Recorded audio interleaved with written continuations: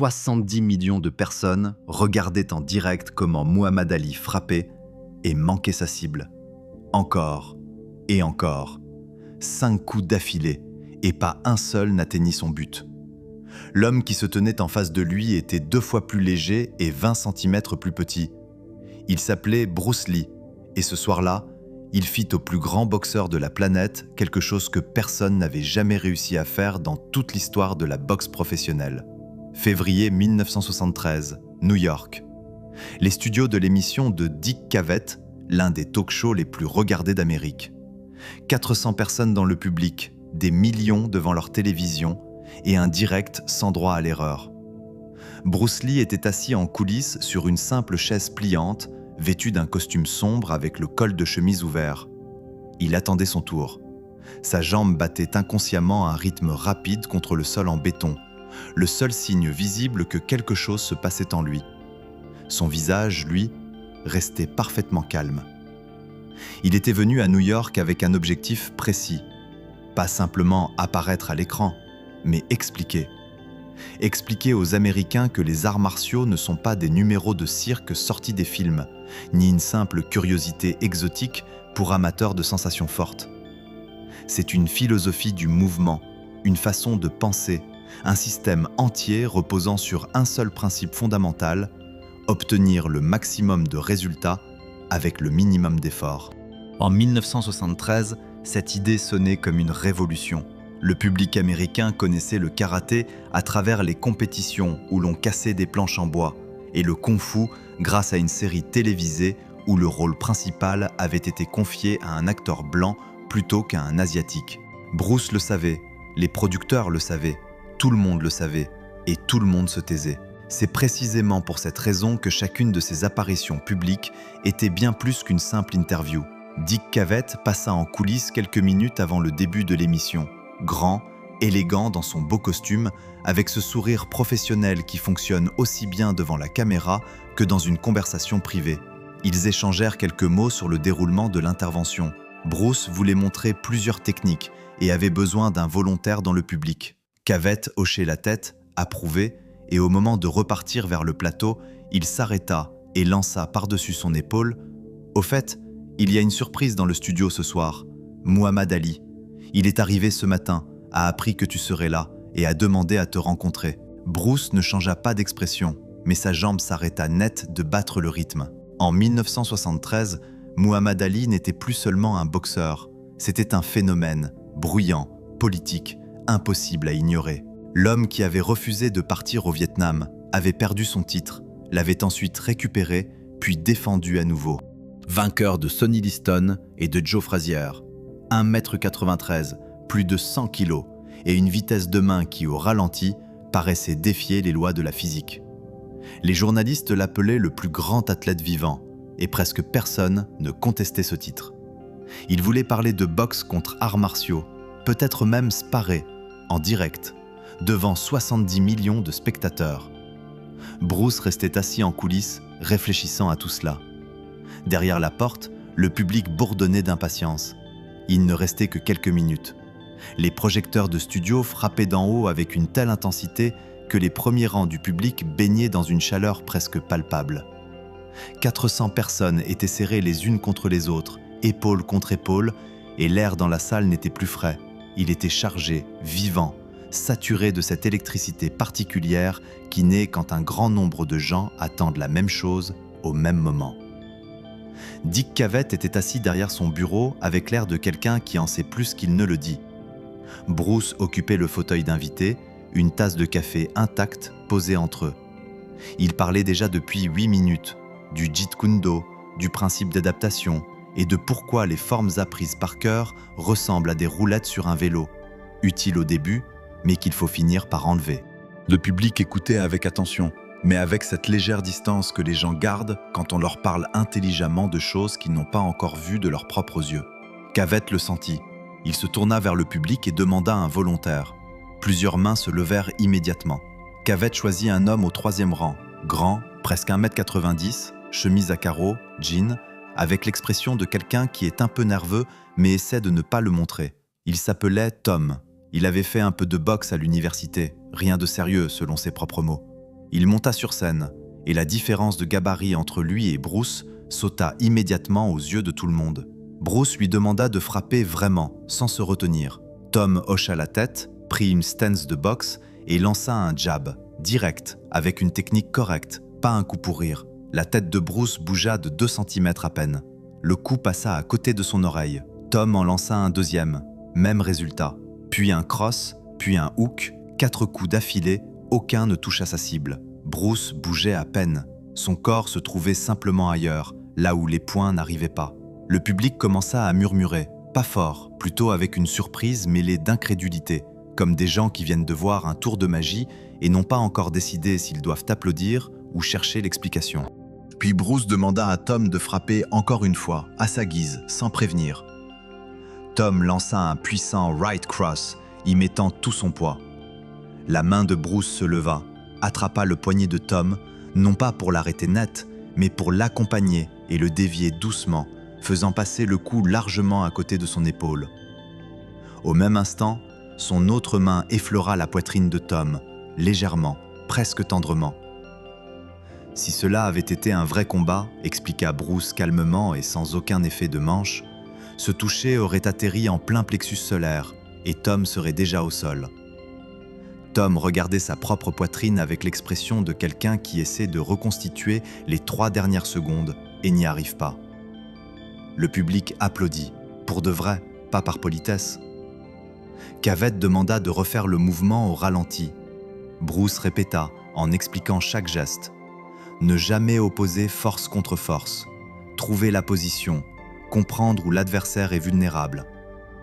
Plusieurs personnes au premier rang se penchèrent en avant. La caméra fit un gros plan sur les mains. Tom retourna à sa place avec l'air de quelqu'un à qui on vient d'expliquer quelque chose d'important dans une langue qu'il ne maîtrise pas encore, mais qu'il a très envie d'apprendre. Cavett laissa passer une pause parfaitement calculée, puis annonça qu'il avait une surprise. La porte latérale du studio s'ouvrit. Muhammad Ali entra dans la salle. Les 400 personnes se levèrent d'un seul mouvement. Pas progressivement, pas rang par rang, exactement en même temps, comme si quelqu'un avait appuyé sur un bouton. Cris, applaudissements, plusieurs spectateurs des derniers rangs se hissèrent sur la pointe des pieds pour mieux voir. Ali s'avança vers la scène de sa démarche si caractéristique, légère malgré son gabarit, presque dansante, avec ses mouvements d'épaules reconnaissables dans le monde entier. Il portait un costume gris, col ouvert, presque le miroir de Bruce. Il faisait déjà du shadowboxing en marchant, jouant pour le public.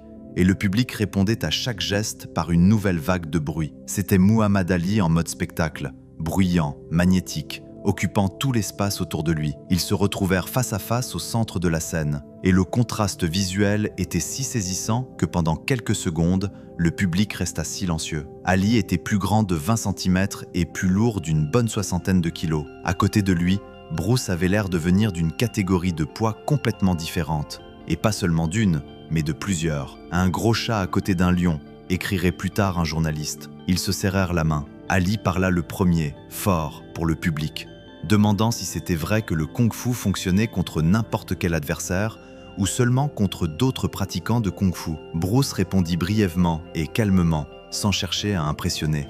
Le public suivait cet échange avec une attention tendue, comme on suit un match dont on ne sait pas encore de quel côté la balance va pencher. Puis Ali proposa un sparring, là tout de suite, en direct, devant tout le monde. La salle perdit complètement son sang-froid. Cris, chants, les gens se tournaient les uns vers les autres.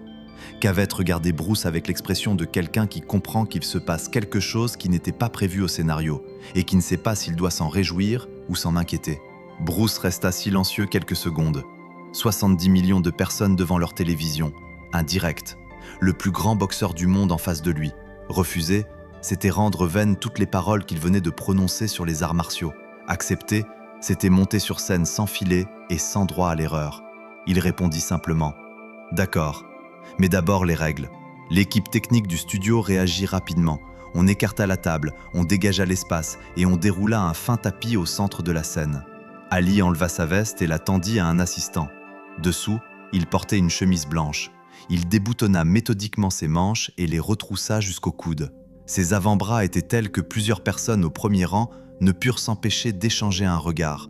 Ce n'étaient pas simplement des muscles au sens habituel, C'était quelque chose de monolithique, comme taillé dans une matière plus dense que celle des hommes ordinaires. De l'autre côté de la scène, Bruce retira également sa veste. En dessous, il portait une chemise noire près du corps. Ses bras étaient maintenant entièrement visibles, et le public put mesurer la différence.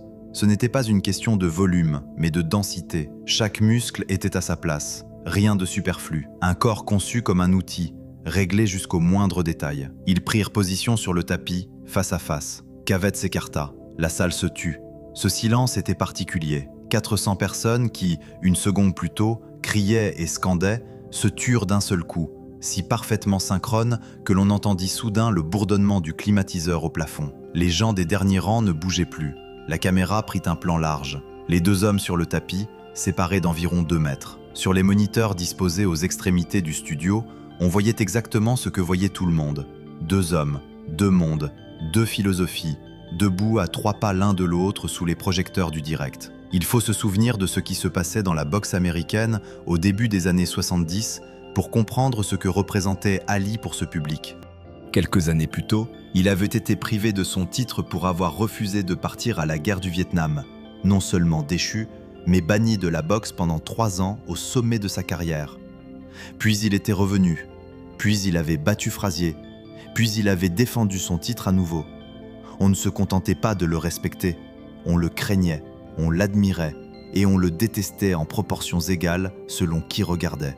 Mais sur un point, il n'y avait aucun débat.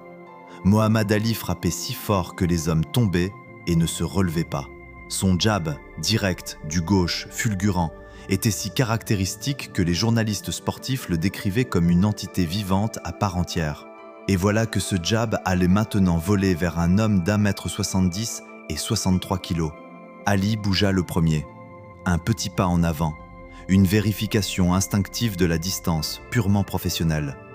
Bruce ne réagit pas. Il restait simplement là, les bras le long du corps, le poids parfaitement réparti, le regard calme et concentré sur Ali, sans la moindre trace d'inquiétude. Ali lança son jab, pas à pleine puissance, un coup de test, celui avec lequel il commençait chaque combat pour trouver la bonne distance. La tête de Bruce pivota de 2 cm vers la gauche. Le poing passa à côté de son oreille. La salle laissa échapper un souffle court, presque inaudible. Ali en lança un deuxième.